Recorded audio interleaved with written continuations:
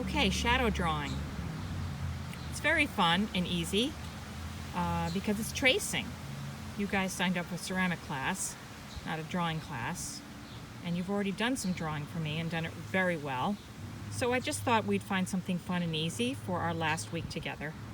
And so we're going to make shadow drawing. So that you need printer paper's fine, a pencil, and some kind of tape, because if it's breezy and you do this outside, you may run into difficulties with your paper floating away.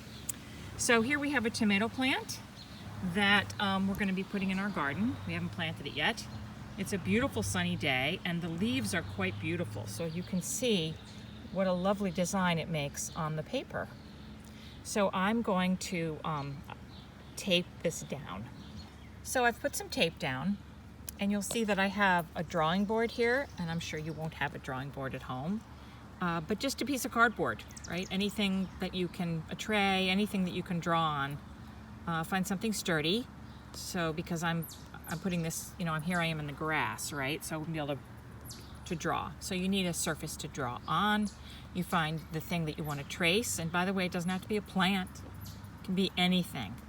Anything that creates an interesting shadow on your paper and will produce a lovely design. And then you're going to go over it with a pencil. You're going to trace all the way around. So here I go. So I'm tracing, and this is shifted a little, and that's okay. I don't really care. And it disappears behind. You can see that I've already done part of this drawing before, and I'm just tracing around the shadow. So let's see, right here. It's hard to draw and to run the little camera at the same time. I usually have a tripod, but I'm outside. So this is not rocket science, it's very simple. And what's lovely is it just creates this beautiful, organic, in this case, because it's plants, drawing.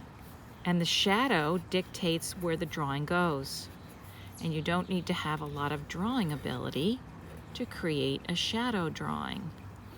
So I'm going to fill up the entire thing. I'm going to go all around all of this. I already did some earlier today when the sun was right over this pot. You see the circle?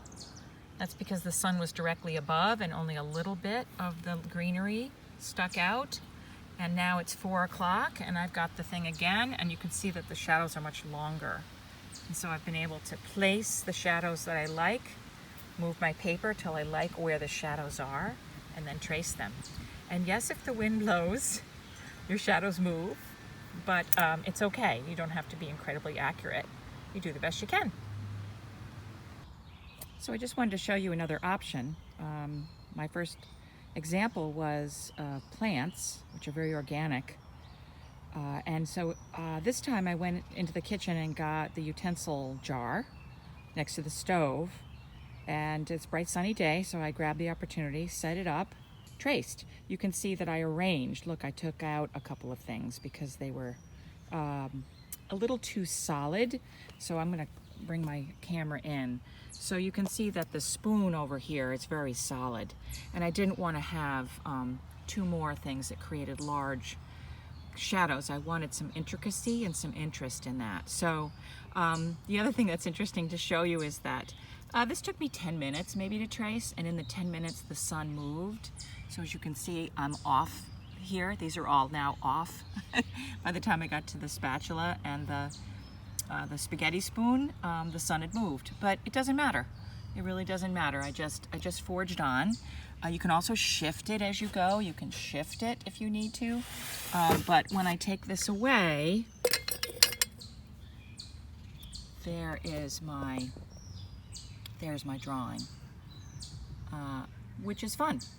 Very different from the plant, but I can do some interesting things with this once I go into negative and positive space when I divide up the paper. So dividing up the paper, it's really up to you how you divide up the paper. So I've been looking at it. I want to be able to have some interest in that center section. Let's go back and look at here's the center section here, right, with the plant example. So I'm going to put a line here, which kind of goes right through the middle. And then it can be a wedge. It doesn't have to be. It can be an interesting shape. I like the wedge because it almost looks like a light beam is like coming across the subject matter, right? It looks like a shot of light. So I'm going to use a similar approach because that's my aesthetic. Yours might be different. Maybe you want to just put a box in the middle and the thing in the middle is positive or negative, and then everything on the outside is different. You just need an interruption in the design. Yeah, I like that. I'm putting this line in very lightly because I really want the Sharpie to do the job. I don't want the viewer to be able to see my pencil line.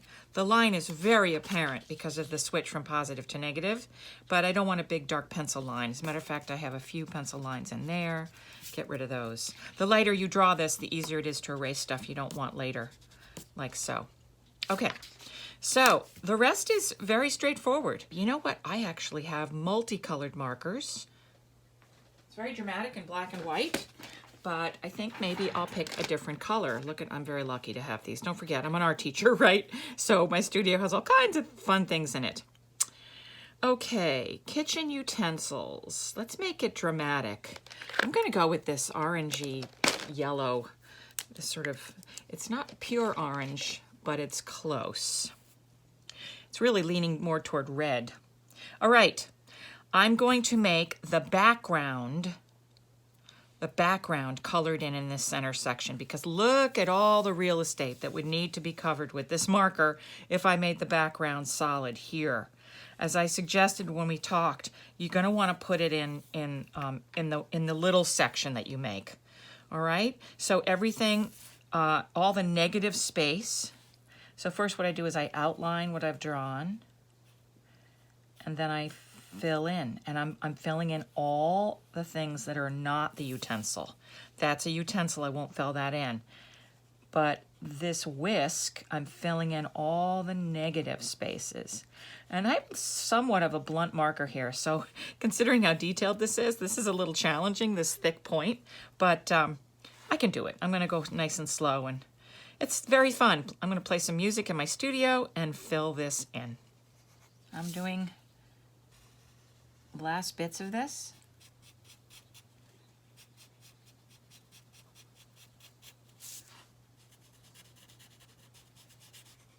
It's fun when your subject matter bleeds off the edge. It creates a different kind of look than trying to keep all of your images. Oh, interesting. Learn from my mistake.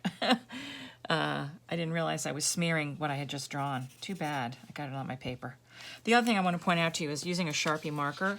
I always put a blotting sheet underneath because it does bleed. And so be careful. You know, if you're working on your parents' dining room table or something and you're using a Sharpie marker, it's going to bleed. Be very careful that you don't damage what's underneath. All right. I'm ready to move on to the next section. And notice this time I don't have to color in all these large background areas. I'm just going to color in the utensils. And you simply start, whatever is there becomes the opposite. So this has color, so that's going to be white. And this line right here has no color, so this is going to be positive and be orange. As you can see, I started this one already. Okay, so now I'm actually coloring in the utensils instead of the area around the utensils. Okay, so I've done section number 2. I'm now ready to move on to section number 3. This area is going to repeat what this area does. I'm going to color in the actual utensils and leave the background white.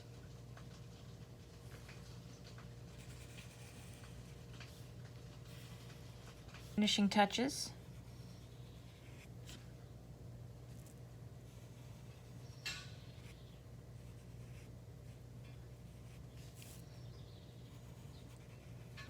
And you can see the last few areas, and there it is. So you'll see that I need to erase this pencil line. I wish I had lightened up the pencils inside the holes there. You can sort of see them and sort of see them here. So, you know, learn from me.